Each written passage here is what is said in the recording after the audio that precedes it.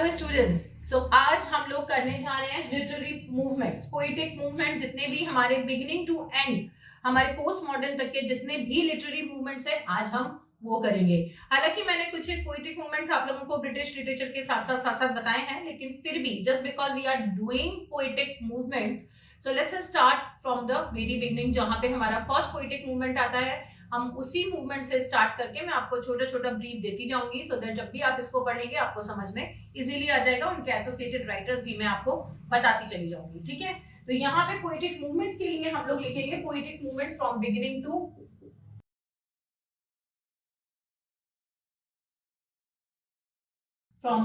To postmodern period, like the complete world we are covering. It's not only about the British but complete world, European, American, Canadian, सारे movements को हम लोग यहाँ पे cover करेंगे, ठीक है। तो let's start with the beginning. Beginning आपकी होती है, obviously हम लोग अगर इंग्लिश लिटरेचर की भी beginning देखेंगे तो वो एंग्लो सैक्सन पीरियड से होती है, लेकिन उस टाइम पे कोई पोएटिक मूवमेंट नहीं था। तो हम लोगों का फर्स्ट पोएटिक मूवमेंट कब आता है? Obviously at the time of Chaucer. तो यहाँ पे आपका फर्स्ट पोएटिक मूवमेंट जो आएगा, that is Lollard's movement.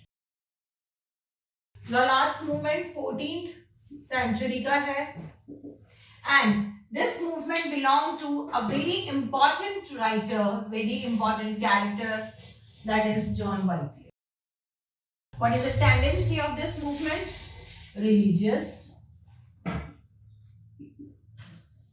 और इसे रेफॉर्मेशन मूवमेंट भी बोलते हैं, because this with this movement John Wycliffe tried to bring reformation in the society. ये रिलीजियस मूवमेंट था, इसमें प्रीचिंग्स, तलाबाइज, इस तरीके की सिंगिंग्स वगैरह की, सरमन्स की प्रैक्टिस की जाती थी, लोगों को सिखाया पढ़ाया जाता था, क्रिश्चियन टीचिंग्स को किया जाता था। तो this is a religious movement. Second, the group of poetry is Scottish Chaucerians, that is 15th century. इसके जो लीडर है obviously we know that is Chaucer. These writers were following Geoffrey Chaucer, और इसके मेंबर्स क्या हैं? इन लोगों का motive simple था, they were following the style of Chaucer's writing. So let's see who are the writer who belong to this Scottish movement. James First of Scotland, John Lydgate, William Dunbar, Mandeville, ये 6 writers इस group में आ जाएंगे Scottish Chaucerians में। Now your third group, next group is university wits, which is of 16th century, Elizabethan age. इसमें 7 writers हैं। We all know who are the famous 7 writers of this age. First is John Kyd, then Lilly, then George Peele, Robert Greene, Thomas Nash, Thomas Lodge, and Christopher Marlowe. These are the 7 writers of this age. These are the famous writers, and obviously this is a age of Shakespeare. So we are very much aware about this group, and this is the most popular among the poetic groups of the beginning era. So now let's come to the next age, next era. After that, fourth will be Jacobean writers. Jacobean playwrights, these are of 17th century, Ben Jonson और उसके time के ये writers आएंगे।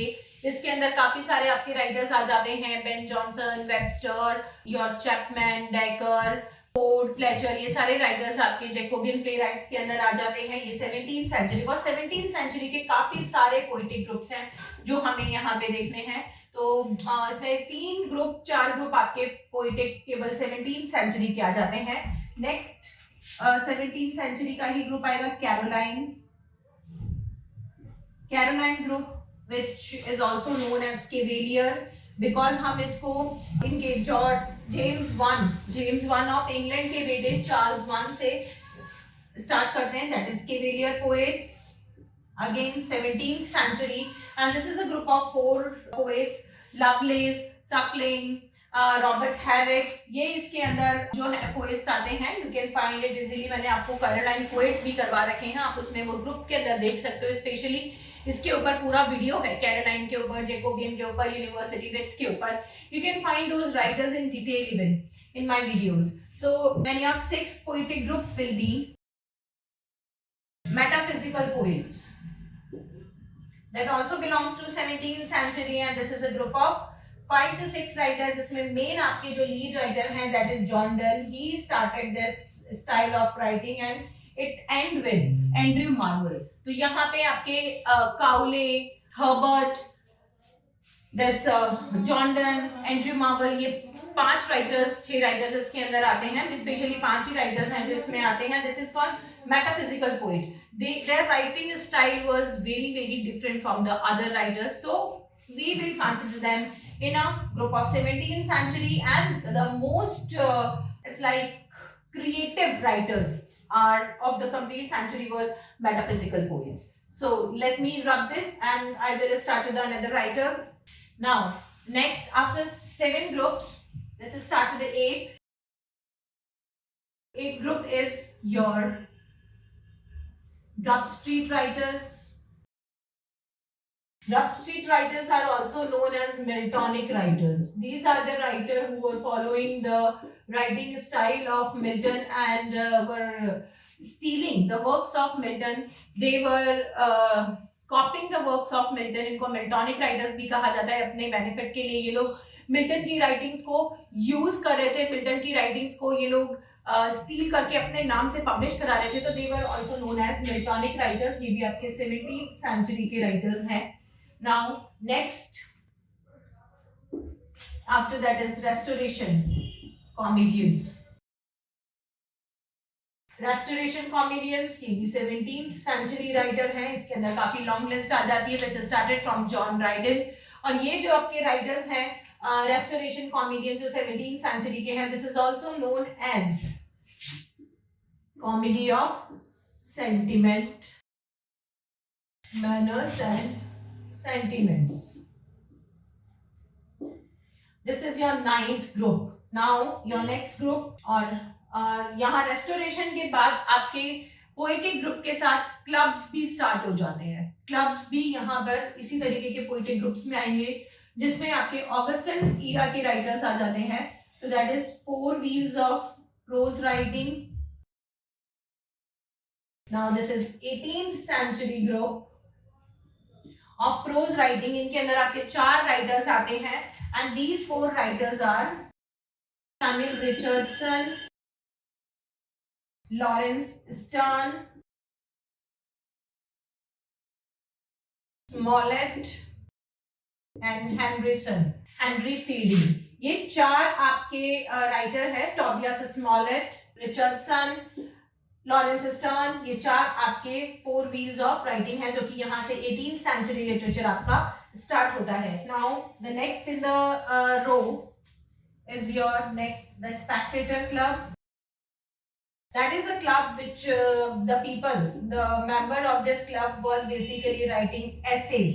ये जैसे कि आपका pros writing का है, वो पोइटिक ग्रुप से ये प्रोज राइटिंग का है. ये यहाँ पे एसे एंड सटायर्स ये लोग ये लिख रहे थे. और इसके अंदर जो आपके मेंबर्स हैं that is your Addison, Steele, Pope, that Jonathan Swift, gay.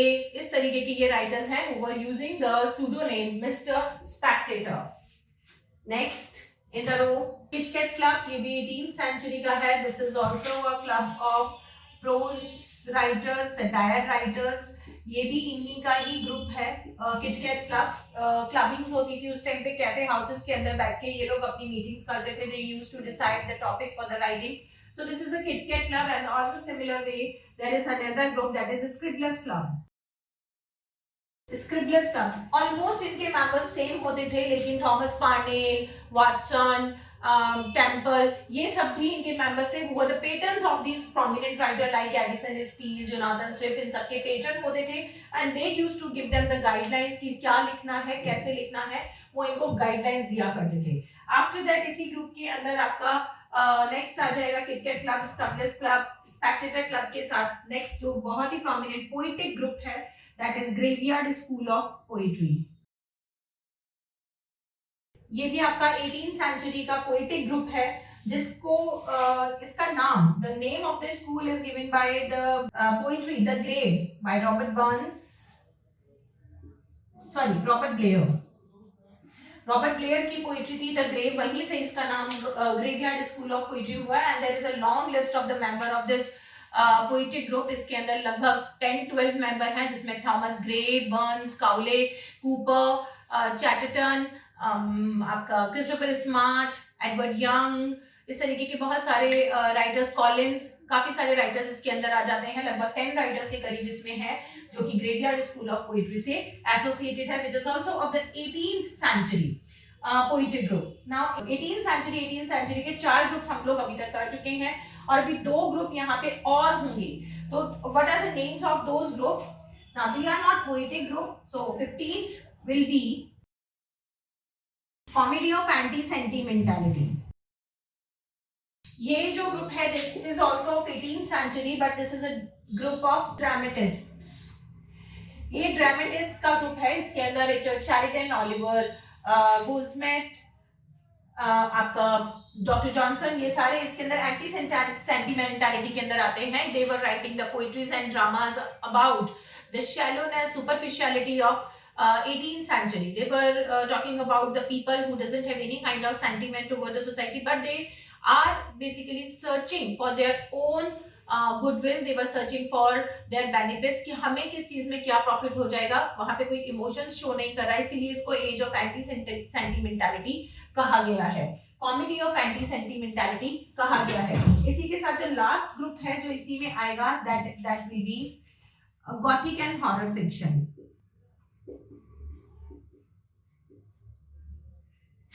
Gothic and horror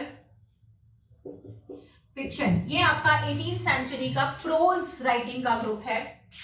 this is a group of prose writing.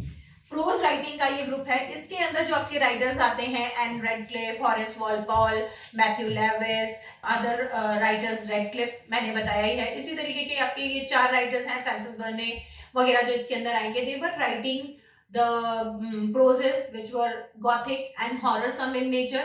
इस तरीके से अगर मैं आपको करवाऊंगी, ये जो मैंने आपको करवाया है, अभी हम पोस्ट मॉडर्न तक जाने वाले हैं, but before that we have completed pre romantic.